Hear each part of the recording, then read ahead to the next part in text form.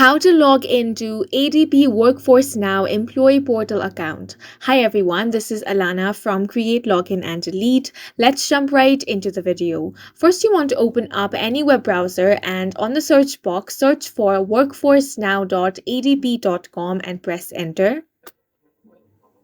Now, once you're on this web page, here you can find this login portal. On this box, you want to enter your user ID. Then if you want to remember your user ID, check the box that says remember user ID. However, you only want to do this if you are using a private or personal device. If you are using a public computer, you want to uncheck this option. In case you have forgotten your user ID, you have the option to retrieve it. For that, click on the Forgot User ID option below.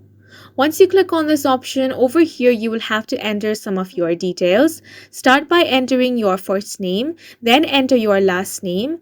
Now you can choose between your email or your mobile number. Enter whichever you want. And after that, click on the next option. Then after some more steps, you will be able to retrieve your user ID. Once you have recovered your user ID, you can head back and then enter it on the login portal.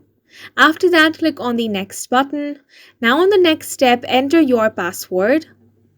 Once you have entered your password, you can click on the sign in button.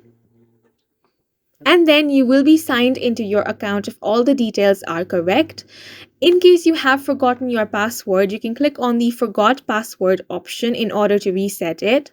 Then on the next page, you will have to enter either your mobile number or your email address. Enter whichever you want. After you have entered it, you want to click on the Next button. Then after some more steps, you will be able to reset your password. If you are new to this, you can click on the Get Started option to create a new account. Then on this page, you can select Find Me, or if you have a registration code, click on the second option.